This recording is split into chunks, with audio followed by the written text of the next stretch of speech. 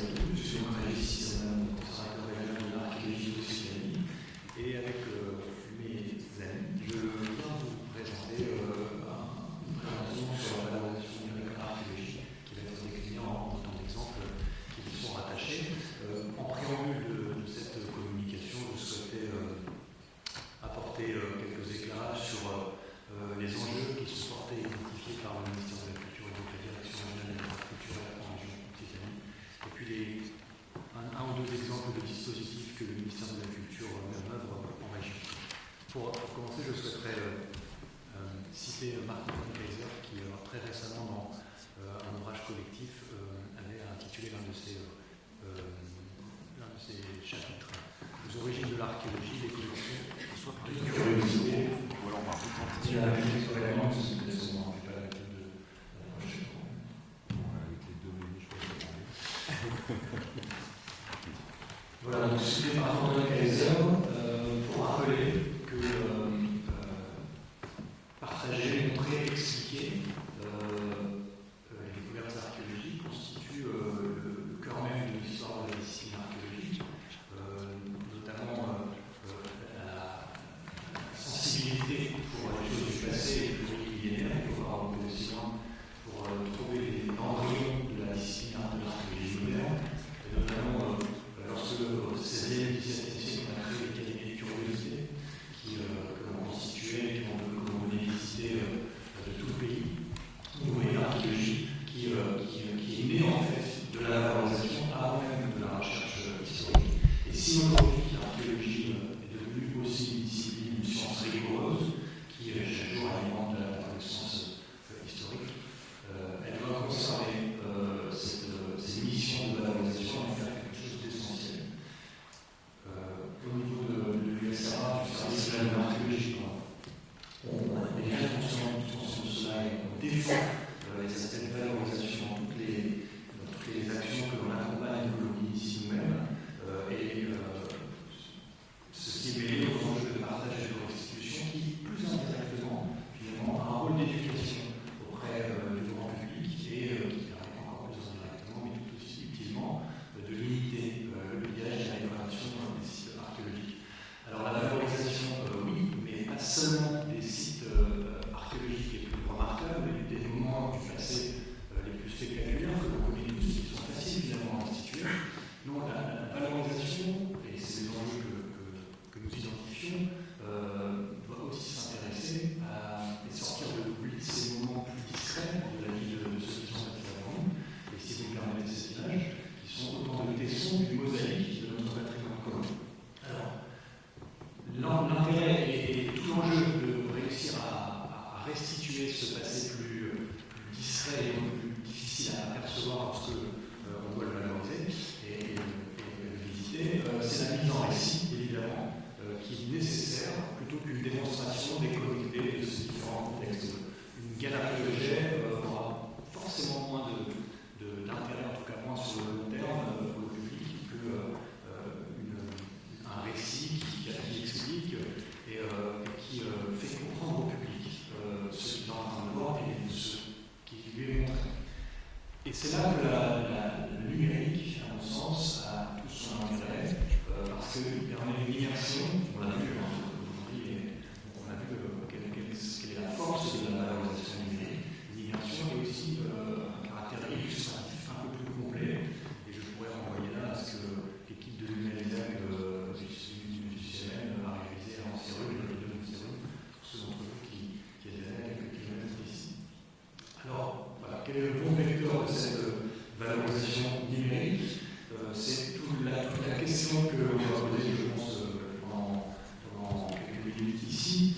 Vous dire que le service régional de l'archéologie ou de la DRAC est au cœur des différentes formes de l'archéologie, toutes les opérations archéologiques qui sont menées sur le territoire, toutes les données qui en sont issues sont restituées à l'État et donc au service régional de l'archéologie. Donc il y a aussi garant ce titre de respect des dispositions réglementaires. Donc l'État collecte ces données et met à disposition des chercheurs et aussi des structures de valorisation une matière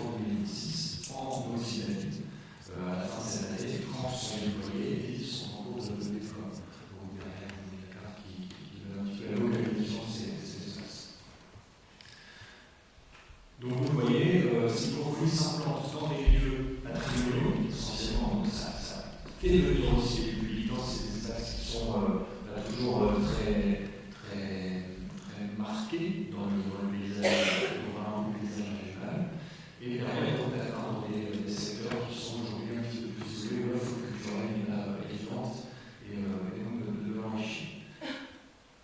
37 institutions occitaniennes sont partenaires, 7 intéressées directement à l'archéologie, donc vous voyez, c'est essentiellement des grosses enquêtes, je reviens de ça, mais effectivement, les grosses enquêtes ont l'enjeu de ces capitaines de conservation qu'il est très compliqué de pouvoir assurer une mise à disposition publique en authentique pour ne pas risquer de porter atteinte au rapport médical. Donc je reviens dessus et ça sera une autre transition pour passer la parole à mon collègue et à mes collègues. C'est un dispositif qui réunit, je rappelle, le ministère de la Culture et une des collectivités territoriales et des partenaires culturels sur le terrain. La collaboration entre l'État et les collectivités territoriales est à mon sens un aspect qui assure une certaine pérennité, une certaine ambition au projet et surtout de toucher les publics qui ont été ciblés par les collectivités territoriales.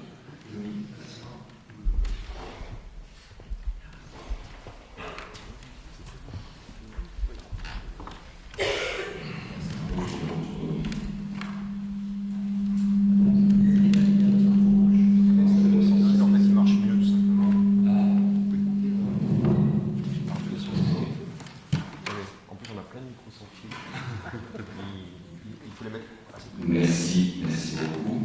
Merci à Brigitte pour cette belle introduction institutionnelle, ce qui nous réunit. Je suis très heureux donc d'être entouré par les partenaires de la Convention climatique qu'on est en train d'établir entre le musée Saint-Raymond à Toulouse, représenté par le Barthé, sa directrice et conservatrice, la mairie de Martres-de-Lausanne, représentée par son maire, et le parc, le projet le parc naturel régional Comminges-Pyrénées, dont j'ai le plaisir d'assurer la direction. Un parc naturel ayant, vous le savez sans doute aussi, des compétences en matière de patrimoine culturel. Donc le sujet aujourd'hui qui nous réunit, c'est Chiragan. Alors Chiragan, c'est le nom d'une villa qui est située sur la commune de Martres-de-Lausanne, dont nous fêterons en 2026 le bicentenaire des premières fouilles.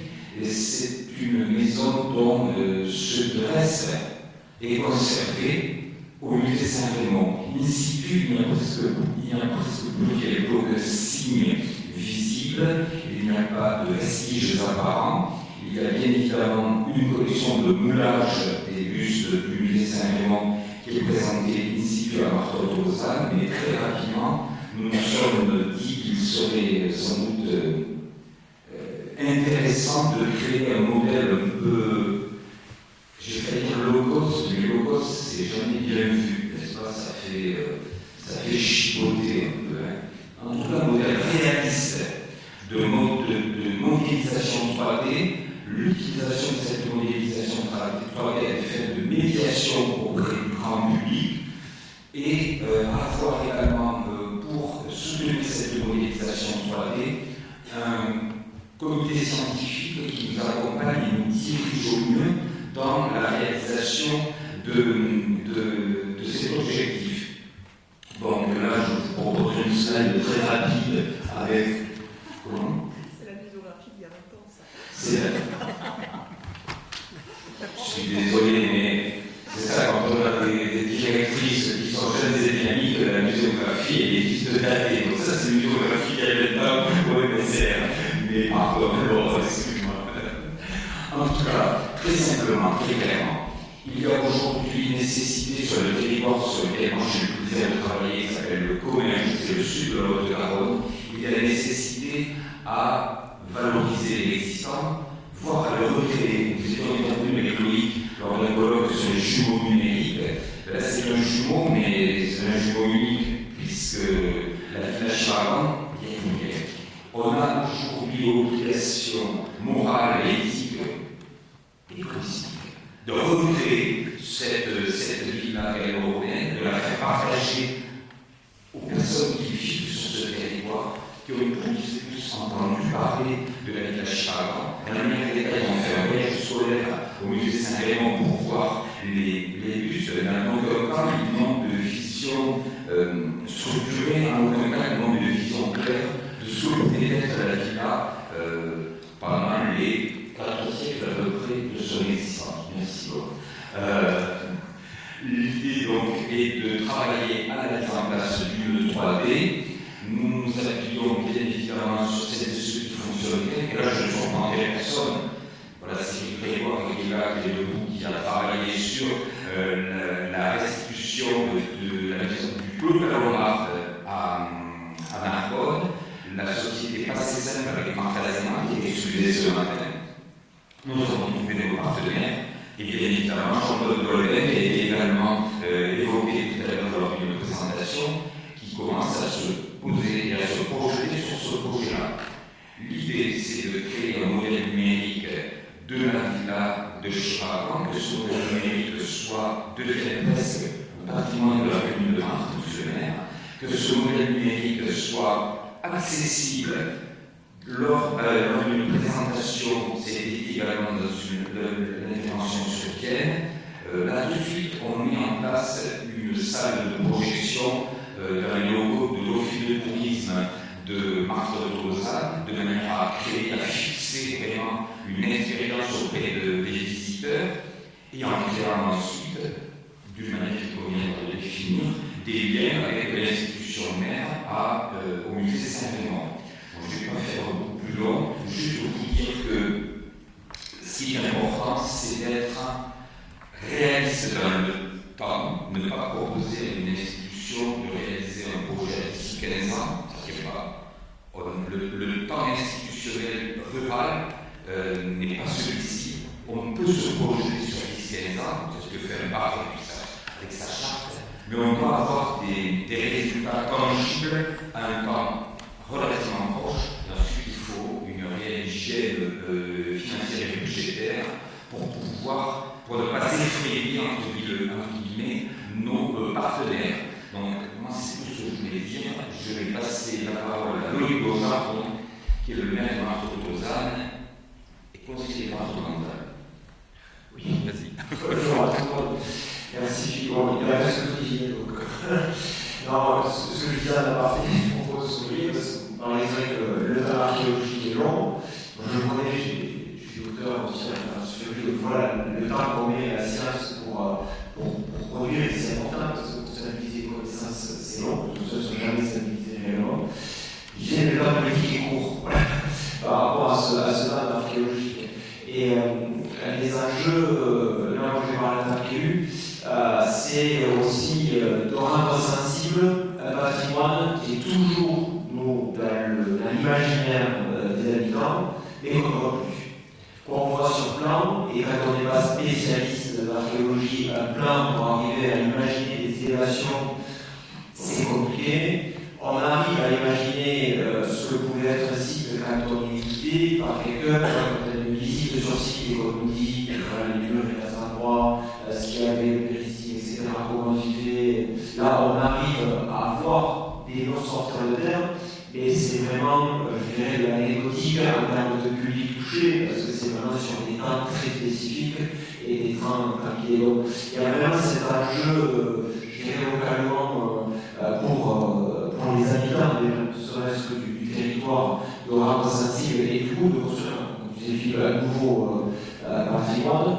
Après, il y a, je dirais, un développement aussi territorial, un enjeu touristique qui est important parce que voilà, la villa est connue, les personnes qui viennent à Marthe se retrouvent devant un champ avec des vaches. Voilà, c'est une réalité, voilà, et donc là c'est compliqué. Alors, il y a des choses qui vont se mettre en place. Le chemin de grande randonnée qui est labellisé chemin Saint-Jacques passe maintenant par ce champ. Et il va y avoir des panneaux, 3 panneaux d'interprétation qui vont être mis en place pour justement donner une première image de ce que pouvait être le site. Et cette idée de 3D, c'est d'aller plus loin, de passer les marches supplémentaires pour quand on est sur site, soit on peut scanner un QR code et ça nous renverra peut-être vers quelques images de 3D, mais aussi après pouvoir aller sur l'office de tourisme par exemple, où là on pourrait être en animation, pas par casque avec la réalité virtuelle, mais avec une projection, on pourrait aller se balader justement dans cette ville-là avec des parties qui ont été reconstituées type moteur de jeux vidéo et avec derrière une possibilité de médiation pour expliquer justement comment vivaient les personnes à cette époque-là, ce qui a été réalisé, sur quelles hypothèses ça part, on va faire tout ce travail de médiation. Donc voilà, il y a cet enjeu, parce que derrière cet enjeu touristique, il y a un enjeu de développement, tout simplement, il y a aussi des villages, parce que derrière c'est des retombées économiques, c'est un commerce qui fonctionne, quand les personnes viennent, etc. Donc, ça c'est une politique que l'on porte au niveau de la commune globale, c'est-à-dire que la politique de développement culturel et patrimonial que l'on porte, elle s'intègre dans une politique de développement du village, mais aussi d'éducation, de médiation auprès du public. Et d'avoir un outil comme ça peut permettre aussi aux plus jeunes et aux jeunes de pouvoir avoir accès à le patrimoine et de faire ce travail aussi d'éducation scientifique. Parce que je pense qu'on en manque cruellement dans nos écoles d'éducation vraiment scientifique et expliquer comment on arrive à ça et comment la science se construit aussi au jour le jour. On l'a vu au moment de la crise Covid, le manque d'éducation, je pense, scientifique, de la démarche scientifique, pas forcément la connaissance de la démarche scientifique, et amène à avoir tout un tas de discours qui sont complètement, je dirais, décorrélés de la réalité de la construction de la connaissance scientifique. Bon, je digresse un peu, mais tout ça fait partie de l'ensemble. Et en complémentarité avec tout un existant. Et avec les projets aussi, parce qu'il y a des projets qui sont portés dans le musée Saint-Raymond qui pourraient justement, c'est pour ça qu'on discute, à terme, s'intégrer également dans cet outil de 3D. C'est vrai que la 3D offre ces possibilités que n'offrait pas la maquette ou le papier. Très rapidement, bonjour à toutes et tous. Merci Monsieur le maire Chafi, mais également cher Régis, pour cette politique intelligente de la main tendue, je dirais. Ce qui est assez intéressant sur Chiragan, c'est qu'on a eu les mêmes besoins au même moment. Vous étiez dans votre réflexion pour les éléments que M. le maire a rappelés, et nous-mêmes, on a une politique, pour ceux qui connaissent un petit peu du numérique, de l'open data assez forte.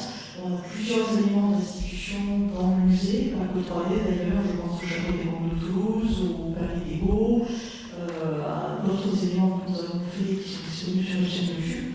Et il nous manquait de nous attaquer un peu au cœur de l'acteur qui est Chiragan. Pour ceux qui connaissent pas forcément très bien le site, il faut avoir conscience de ce dont on parle. C'est l'une des plus grandes villas connues du monde romain. On est sur 16 hectares, c'est un taux de dilatation qui est énorme, c'est un bâtiment énorme sur 4 siècles. Et le site qui a livré le plus grand ensemble de sculptures romaines en France. Les seuls exemples qu'on peut trouver se trouvent en Italie, et donc au musée Saint-Raymond, il est conservé la plus grande collection de sculptures romaines après le Louvre.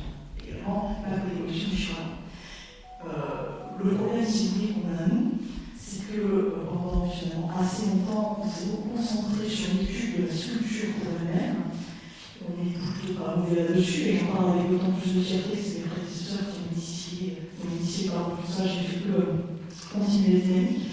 Mais il manquait à recontextualiser évidemment ces sculptures. Et pour nous, l'outil 3D, au-delà de l'avoir comme un investisseur en cible volume, c'est aussi tester des hypothèses anastiloses, de remonter une partie des corps dans la sphère. C'est une vraie question qui se pose.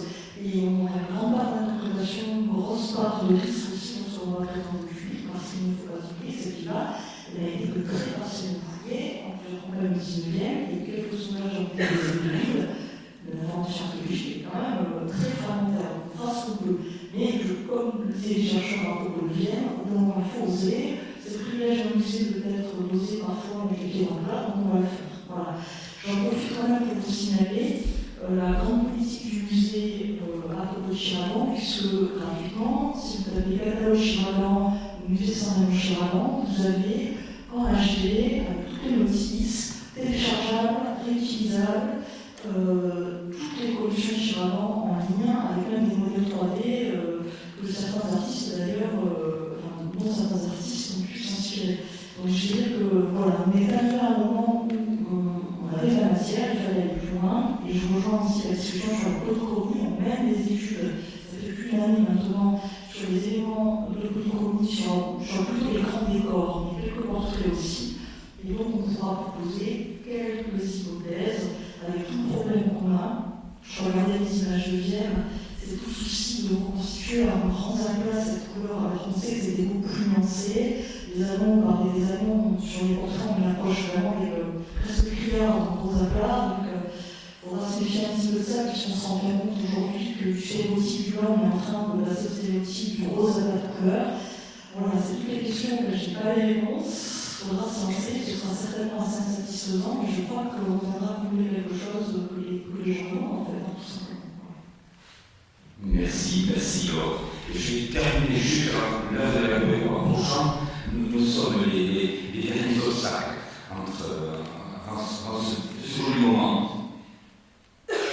En parallèle au développement de ce travail de la mairie de Marthe de Lausanne et des musées Saint-Léon, existe en filigrane un projet dont le nom de code aujourd'hui c'est Arte Occitanie, ça vaut ce que ça vaut. C'est la connexion sur l'ensemble de la région Occitanie. Je salue mes collègues de la région qui sont au fond de la salle, d'arriver à mettre en relation à travers un véhicule numérique, je ne sais pas lequel, une application, un site, on verra bien. Encore une fois, la plasticité de l'être humain et de la technique sont telles, on verra bien comment on s'adapte. Mais en tout cas, commencer à poser les jalons pour relier au sein d'un véhicule numérique les grands musées autour de la romanité en particulier qui sont sur notre territoire, les musées de sites également, certains villages, je pense à Léos, je pense évidemment au Pont du Gard et le travail remarquable qui est fait. Et ensuite, ces fameux sites qui sont des sites souvent qu'on ne voyait pas, n'est-ce pas, trop petits, ou alors dans le cadre de Marthe de Lausanne, totalement invisible. Pouvoir arriver à créer à nouveau un maillage sur l'ensemble du site, sur l'ensemble du territoire de l'Occitanie, un maillage des sites pour lesquels nous allons, encore une fois, avec une rigueur budgétaire et financière réelle, nous allons chercher à proposer des restitutions 3D accessibles à tous. Je ne suis pas du tout archéologue, j'ai fait philo, donc il faut que les images me parlent. Donc accessible à tous, et ceci sera développé à travers le projet Arte Occitanie. Merci. On passe encore à la Jeanne Roure, c'est effectivement la réponse.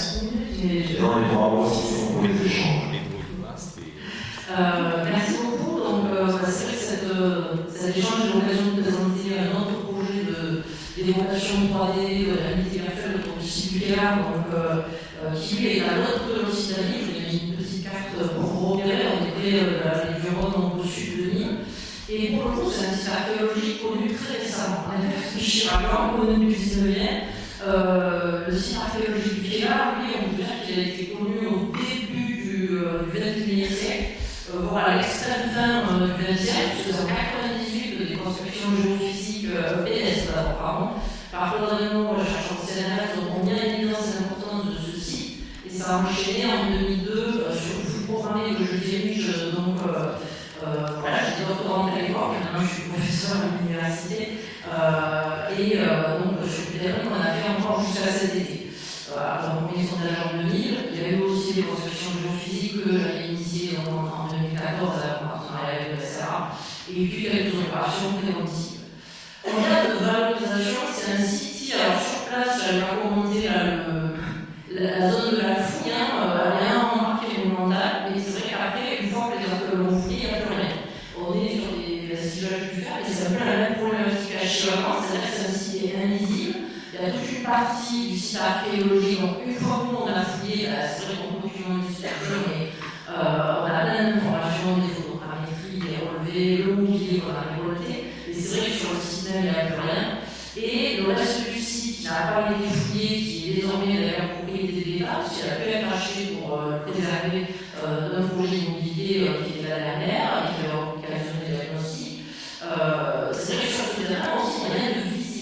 est vraiment sur ce discours d'invisibiliser, de faire voir qu'effectivement, de rendre visible ce qui est invisible. Et la 3D, pour ça, effectivement, donne des pistes vraiment très importantes. À l'heure actuelle, en termes de valorisation, il y a une unité au musée de la Romanité à Nîmes, le Guéard étant un petit village de 2000 habitants. Alors, certes, le ballon de monotourtier, mais qui est plus devenu un village dortoir, et avec une histoire locale qui, elle, est tournée vers la ville. Et c'est vrai que l'archéologie est très récemment mise là, il n'y a pas du tout cet attachement de la population au vestige archéologique, et c'est vrai que c'est très compliqué de le construire. Bon, ma mission, c'est de documenter scientifiquement, et c'est vrai qu'il n'y a pas de relais, parce que dans un petit village comme ça, il n'y a pas de ressources. Et je trouve que la région, effectivement, il y a des régions importantes, le département aussi, mais les départements, c'est assez fluctuant. Et c'est vrai que ça fait plusieurs années qu'on échange avec la région qui soutient l'archéologie faite au Guéard. Et c'est vrai que quand il n'y a pas les ressources en local, parce que la commune est trop petite, et voilà, n'a pas sans parler de ce genre de dossier, c'est vrai que l'échelon de la région est très important. Donc il y a eu une vitrine, il y a eu un premier film avec une 3D, alors que j'ai pas remise, vous pouvez aller la voir sur YouTube, comme ça on arrivera peut-être aux 200 000 vues, on est bloqué à 199 depuis un moment, du film avait fait la vie Geoffroy avec la production. Donc vous pouvez aller voir la 3D de 2011, qui a pas mal vieilli. Et en fait, c'est vrai que chaque fois, j'ai réussi à trouver des financements. On voit que la commune a des difficultés à s'emparer du dossier et à demander des financements à la commune. Il y a des financements que ne peuvent demander que les communes.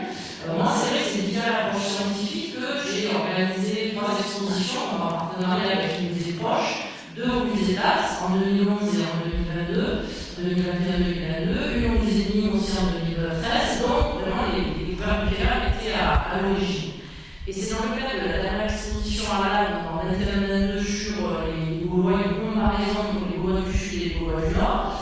Il y a un film réalisé par David Geoffroy pour une production financée dans le cadre de l'exposition qui montre les Gaulois du Languedoc Morvan, que vous pouvez aller voir sur le site internet du musée archéologique de l'Axe, site Henri Prade, le site archéologique de la musée Henri Prade, pour son nom exact.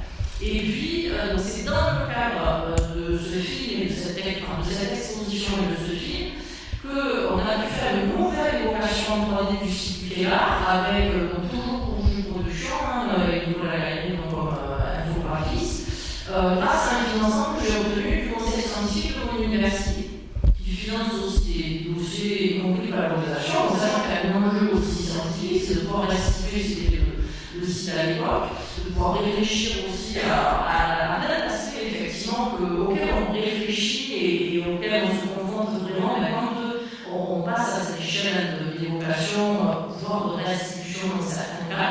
Dans certains cas, c'est des restitutions quand il y a des éléments, d'autres c'est des évocations. Pour moi, l'important c'était de montrer la lagune, parce qu'à l'heure actuelle, on sait que c'est un comptoir lagunaire où arriver des tas de bateaux chargés de 20 et plus et extérieurs, mais à l'heure actuelle, on est très loin des terres. Enfin, on est beaucoup plus loin, le site est au cœur de ce qu'on appelle la Ticama, et c'est vrai que cet espace lagunaire a été complètement comblé par la couronne et d'autres mécanismes locaux. Donc c'est vrai qu'on a aussi une histoire du paysage à raconter, qui a changé, qui a évolué, que les archéologies ont permis de bien documenter aussi, qui explique d'ailleurs la présence des élevages de taureaux. Et le chevaux à l'heure actuelle, en fait, ça s'appelle la Ticama, c'est relié au delta du Rhône. Alors pour l'instant, la 3D qu'on a faite, que je vais vous montrer dans un instant, a été faite sur essentiellement un dépôt d'armée de tête coupée, celui dont partie exposée au musée qui est une découverte assez exceptionnelle. Sur les têtes coupées, les Gaulois coupaient la tête de leurs ennemis, sur le champ de la veille, après les textes de Guérin. C'est des choses qui étaient connues par l'archéologie, et c'est vrai que là au Guérin, on a pu documenter par les fluorescences cette pratique, démontrer l'enrôlement des têtes par exemple, et puis surtout on avait un dépôt d'armement assez important, et donc c'est ça qu'on restitue dans l'évocation que je vais vous montrer dans un petit instant, mais on pourra faire tourner pendant les questions peut-être. Et le projet, c'est de poursuivre, donc pour l'instant on a ce niveau du 3D avant, le projet c'est de faire une 3D aussi, et à terme une réalité virtuelle qui s'est montrée de bâtiment de la première moitié du 5e siècle. Donc ça c'est un bâtiment d'adaptation avec plein de structures d'occupation autour qu'on a fouillé entre 2015 et 2020 à peu près. Puis en 2021 on a pu fouiller un autre site de maison plus ancien de la fin du 6e, qui est une maison à abside, donc une architecture différente, Et j'ai pu, grâce à un petit financement, commencer un projet de 3D, de restitution 3D avec Nicolas Gallet, et projet de production. Voilà, et on est à la phase de travail, mais c'est vrai qu'on a commencé à discuter avec Thierry aussi d'un projet de réalité virtuelle qui pourrait être proposé à la Bibliothèque du Pilar, et je vais sortir pour vous montrer la 3D justement, qui a déjà été réalisé, qui a une extrait du film en fait, qui a une extrait en fait, ça a été inséré, ça a tourné au musée archéologique de l'art aussi avant que le film soit prêt, je le regarde. Et donc c'est une première étape, et c'est vrai que j'avais découvert au RAN il y a 2 ans, juste en discutant finalement avec Nicolas et Didier, c'est que ce qui pour moi était une 2D insérée dans le film de David Geoffroy était en fait déjà une réalité virtuelle. Et c'est vrai qu'il y a 2 ans, ils m'ont fait le plaisir de me mettre un casque de réalité virtuelle et de faire que j'ai pu marcher dans le site archéologique que je fouille depuis 20 ans. Depuis plus de 20 ans, que j'ai pu passer la porte du rempart dont je propose la restitution. Donc c'est vrai que ça nous a permis. Alors là, tout ça, c'est une évocation qui est basée surtout sur nos connaissances et sur le site archéologique de l'As. Par exemple, il y a été beaucoup fouillé. En revanche, la position du rempart sur la berge de ce qui était Rony, ça c'est vraiment documenté par l'archéologie. Les dimensions de la place, la position d'entrée, ça c'est vraiment sur le plan archéologique et Nicolas a travaillé sur ces plans. La restitution du rempart, la forme, les maisons à l'intérieur, c'est l'évocation. La forme du rempart, en revanche, c'est vraiment d'après les plans et nos hypothèses sur la topographie de l'époque et sur la prospection géophysique et des observations faites dans le village.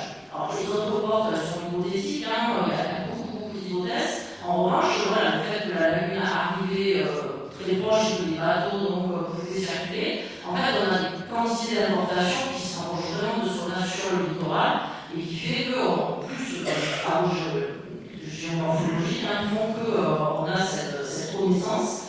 C'est vrai qu'on peut réinsérer dans ça dans le paysage. Là, en revanche, il y a vraiment des éléments archéologiques, les pierres qu'il y a sous le pont, c'est vraiment des choses qu'on a observées, les dimensions aussi de la place. Donc là, on a restitué le déco d'armée de tête coupée, donc une place, c'est la place en dessous du village, c'est pour accueillir les gens. Voilà, il y a des trophées avec attention, des grands guerriers, on coupe la tête de nos ennemis, on attaque leurs armes. L'idée, c'est de rentrer dans une sorte de cabine de voyage en scène qu'effectivement Internet a proposé pour la visite virtuelle de courant dans Puydôme, et de pouvoir rentrer dans cette cabine et de choisir chronologiquement soit le 3e avant, soit le 5e avant, le 4e avant, le 6e avant, et de pouvoir naviguer dans l'espace. Je te demande un peu au même endroit, donc on s'est là étalé, on a juste fouillé l'accumulation du niveau archéologique.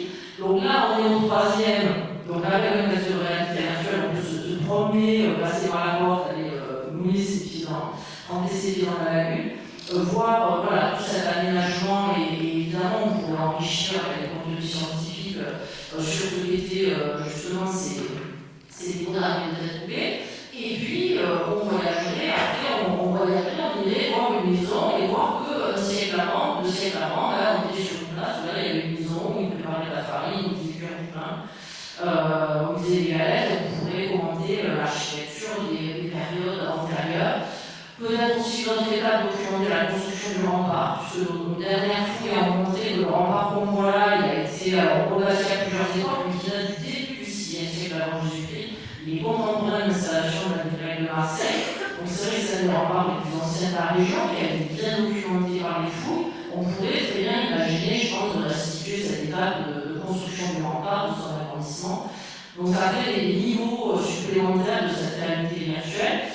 Qui pourrait être présenté par exemple dans la bibliothèque du village, à l'aide d'un casque de réalité virtuelle et juste d'un poste informatique, et peut-être à d'autres occasions aussi avec un peu plus de matériel. Et j'espère vraiment que la commune du Pilar et puis les autres communautés locales, les départements, le syndicalisme de la Camargue Lacoise et la région Occitanie pourront nous aider pourront nous aider dans ce projet de valorisation. Voilà, merci.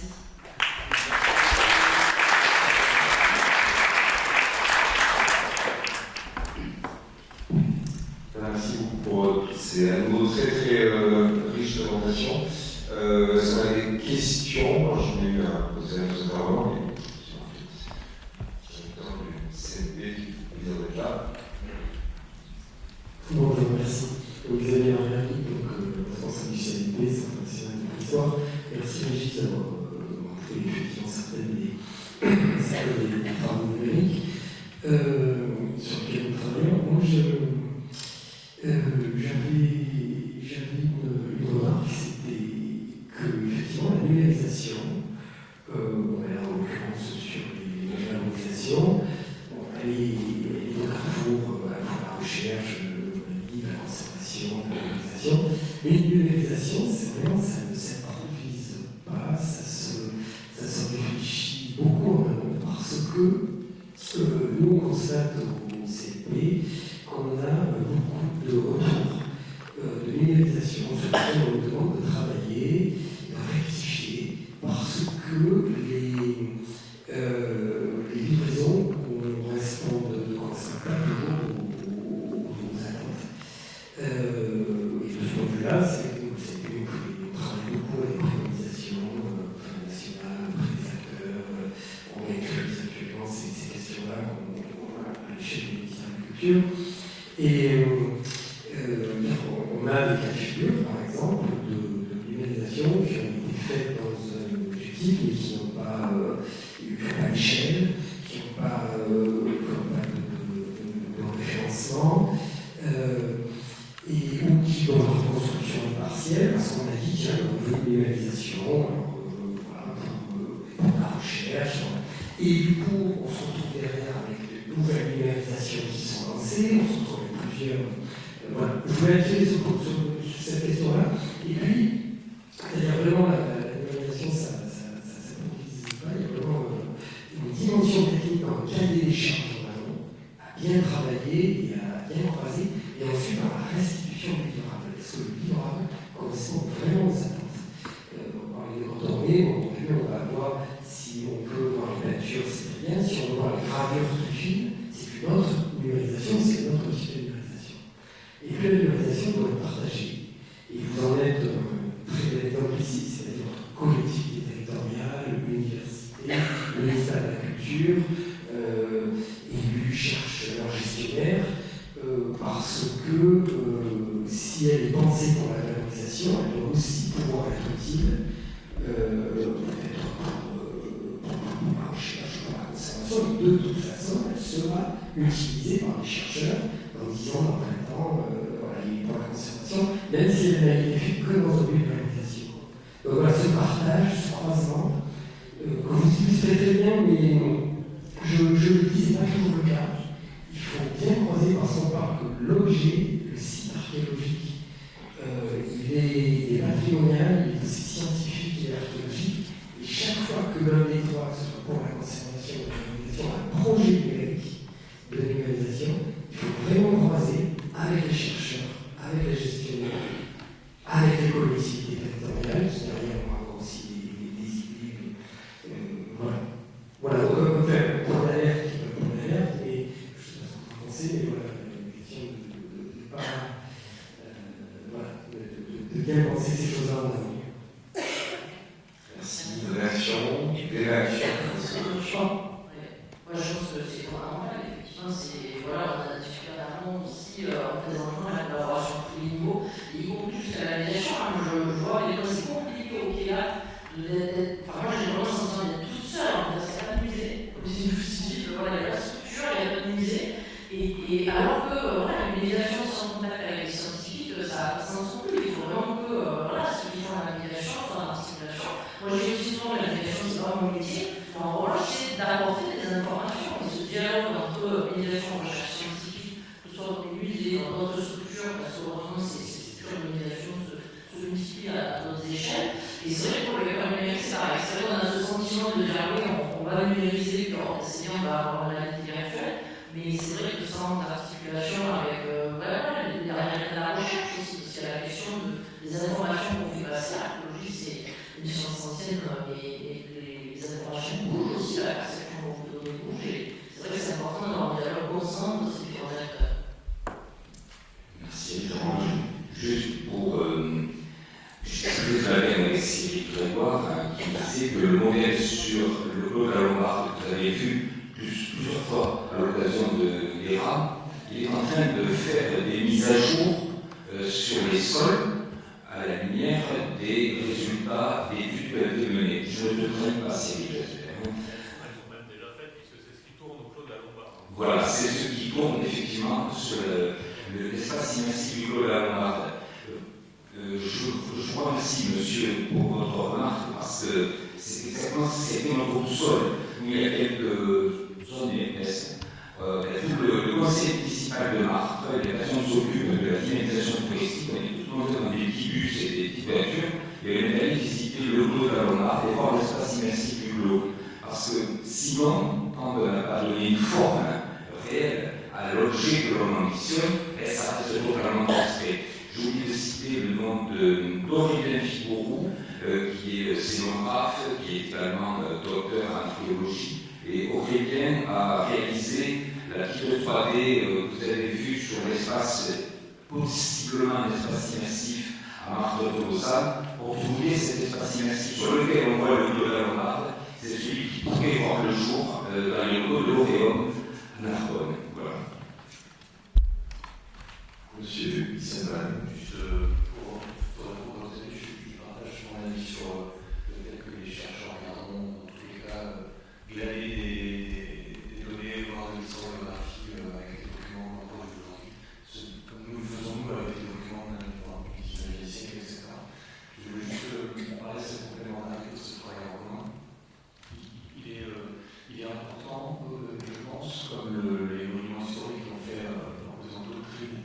Lorsque l'on va restituer, c'est-à-dire lorsque l'on va restaurer un monument historique, on va devoir signaler ce qui est encore authentique et ce qui a été restauré ou ce qui a été rajouté pour des raisons diverses. Je pense que les restitutions que l'on fait de 3D doivent avoir cette même approche pour que le public puisse savoir ce que l'on est en train d'évoquer, de poser en hypothèse qui relève des découvertes qui ont été faites scientifiques et non de scientifiques.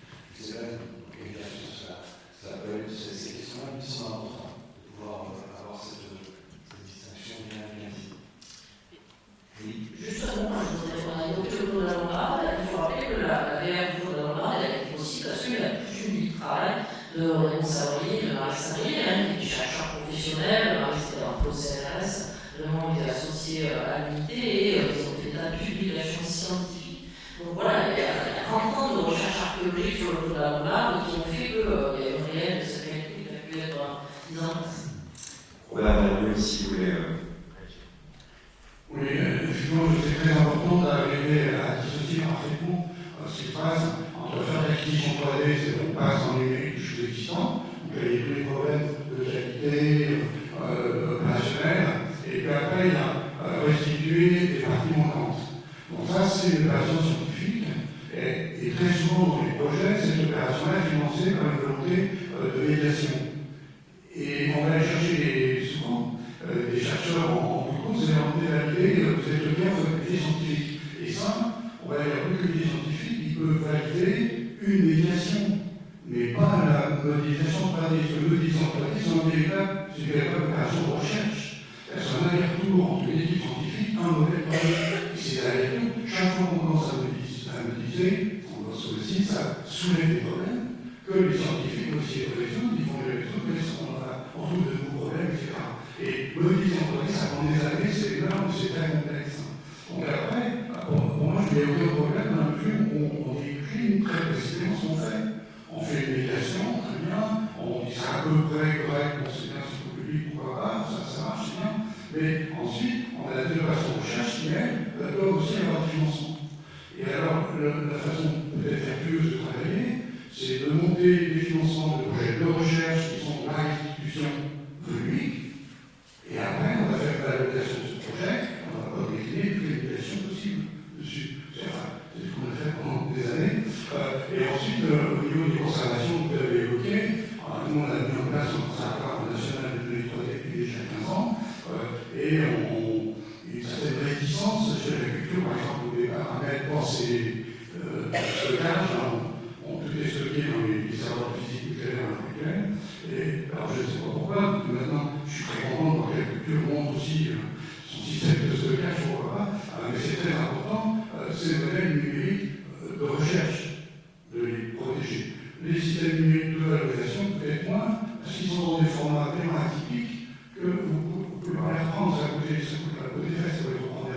Si vous faites des très très belles réalités virtuelles qui sont des dessins et qui ont un travail très très élaboré par des infographistes, c'est super. Ce projet-là, tel quel, enfin, le modèle tel quel, il devrait être plus scientifique. Merci beaucoup. On a encore quelques minutes. On a une petite autorisation spéciale du Palais des Archevêques pour aller au-delà de l'heure de midi, tout en ayant en tête qu'il faut qu'on reprenne vraiment la attention précise pour que les intervenants de l'après-midi aient aussi du temps. On a dans la salle des étudiants un master en valorisation et médiation du patrimoine de l'Université Paul Valéry. J'aurais peut-être aimé que vous nous disiez, l'une l'un ou l'autre, comment. Parce qu'on parle beaucoup de numérique, de VR, il y a de l'humain aussi, il y a des gens qui font aussi cette médiation. C'est quoi ces métiers en mutation dans le contexte de l'évolution comme ça de ces technologies de plus en plus fréquentes et comment on y réfléchit et peut-être même comment les formations s'y adaptent ou pas. Pour ceux qui peuvent répondre. C'est une réponse qui vaut pour mon expérience professionnelle et les enseignements et les postes précédents, donc ici, donc c'est pas prendre évidemment avec précaution, mais clairement, on a eu un basculement, c'est-à-dire qu'on sent bien qu'il faut être présent sur les territoires numériques qui sont à notre échelle à 3 niveaux. Il y a dans le dispositif muséographique où il y a une demande d'avoir parfois un monument ou un objet qui soit restitué en 3D bien souvent. Il y a sur le plan scientifique l'acquisition de modèles numériques qui sont points d'interprétation scientifique qu'on ne peut pas toujours en effet traduire en éléments de médiation, c'est une partie du travail que l'on mène. Et il y a enfin le territoire, on va dire, réseaux sociaux. Et donc là, je vous réponds directement. Moi, j'ai une équipe de 3 médiateurs. Sur ces 3 médiateurs, nous avons pu obtenir, ça a pris du temps, des formations de vidéastes, des formations de podcasts, parce qu'on a, il y a quelques années, souhaité développer une chaîne YouTube. Et déjà pour vous montrer sa restitution récente, vous disiez c'est agréable, voilà, félicitations. On est pareil pour Tolosa qui est sur YouTube, je crois qu'on est 50 minutes finalement, mais c'est un peu plus ancien, donc on sait que c'est une façon de toucher le public. Et enfin, dernier aspect, si vous vous formez à la médiation, c'est comment on fait travailler le médiateur face public avec un outil numérique. Ça peut être déporter l'institution sur sa tablette. On a des visites dans notre amphithéâtre au Romain que je prends ce lit, les gens sont dans une arène et puis là, on dirait que tu n'as pas grand-chose. Et bien, d'avoir la petite tablette, ça permet de montrer, mais on se rend compte que la tablette, quand il fait soleil, on ne voit rien. Donc parfois, on revient, on compte tout imprimé, plastifié, parce que finalement, pour un groupe de 25 personnes, c'est mieux. Il y a des gens qui savent ce que c'est de faire du place public. Donc voilà, les métiers évoluent et je vous encourage dans votre formation. Si c'est une formation de médiation, bien sûr, à vous intéresser à ces outils, mais à ne pas renoncer aux fondamentaux qui sont quand même que quand les gens demandent de commenter, ce qu'ils veulent, c'est de l'humain. Parce qu'on, je pense, qu'un dispositif numérique, quel qu'il soit, ne remplacera jamais l'interaction qu'on a avec un médiateur qui connaît bien son sujet. Ça, c'est une condition personnelle. Dernier mot. La formation, alors c'est vrai qu'en archéologie, ça fait une vingtaine d'années que le numérique a intégré les formations par rapport à l'acquisition de données, parce que la photogrammétrie, voilà, les outils numériques, effectivement, font partie du quotidien des outils archéologues, en plus de la du réseau traditionnel. Et après, c'est vrai que sur les restitutions numériques, c'est vrai que c'est une part qui est encore pas forcément voilà, qui est évoquée dans les cours, mais plus ponctuellement. Et c'est vrai que sur les spécificités de l'intégration en archéologie, avec j'ai une pensée pour Nicolas Valderon qui nous a quitté malheureusement, qui est chercheur à Toulouse et qui a monté le défilé sur du passé, soutenu par la région Occitanie. Et l'un des enjeux, c'est de dire voilà, il y a besoin de développer une formation spécifique à la médiation en archéologie et des outils spécifiques, parce que c'est vrai que c'est déjà une discipline qui, au sein du patrimoine, a des particularités liées à la méthode de recherche, à l'acquisition des données, aux évaluations, à l'institution, à ces différents niveaux finalement d'information scientifique. Et parce qu'il y a cette part du numérique, du géonumérique, de se permet de restituer la réalité virtuelle qui permet de faire voir et de faire comprendre aux visiteurs ce qu'il faut, disons, appliquer de formation en archéologie pour comprendre aussi quand on visite un chantier de fouille. Donc, il y a un côté inadapté qui est important. Et je sais, c'est juste un exemple, je travaille aussi sur le site archéologique de la Provence, qui a développé donc, avec Michel Baz, celui qui a dirigé les recherches pendant plusieurs décennies sur le site, donc plusieurs réalités virtuelles sur la visite. Il y a aussi le site archéologique à visiter, alors là, ils ont la chance d'avoir pas mal de vestiges visibles, il y a plusieurs sites d'adaptation, il y a remparts, il y a une vraie visite avec des vestiges, mais des vestiges qui sont conservés sur au mieux 1 mètre de haut, ce qui est pas mal pour de l'archéologie. On n'est pas fini non plus, mais on s'aperçoit que les visiteurs, ils ont du mal à restituer les choses et ils ont fait plusieurs tests sur l'utilisation de la réalité virtuelle avant d'organiser la visite. Et ils se sont aperçus qu'il valait mieux la faire avant. Donc maintenant, ils font la visite virtuelle avant la visite du site, parce que comme ça, les gens se projettent, ils expliquent l'histoire du site, et une fois quand les gens visitent le site archéologique, du coup, les gens, ils restituent, ils arrivent à comprendre sur les médiateurs humains, après, effectivement, leur explique, alors que vraiment, ils ont fait des tests, et en disant ça marchait moins bien. Après, voilà, je vais évoquer d'autres collègues d'Infocom qui travaillent aussi sur ces questions de la du numérique avec la cité. C'est maintenant, mais pour votre conclusion. Oui, alors, juste pour m'adresser aux étudiants et aux étudiants, pour proposer et vous inciter à innover, à réfléchir en permanence à cette évolution rapide des méthodes de valorisation, notamment de la valorisation numérique, car il ne faut pas laisser sur le bord de la route les personnes, enfin les publics handicapés, notamment ceux qui ont nécessité une survie que le numérique ne va pas forcément marquer avec lui. Il y a peut-être des choses à réfléchir en ce sens parce que vous savez, il y a des normes déjà, mais il y a aussi un public à emmener avec nous dans ce partage de patrimoine. Eh bien, merci beaucoup à toutes et tous les cinq. On peut vous applaudir. Merci.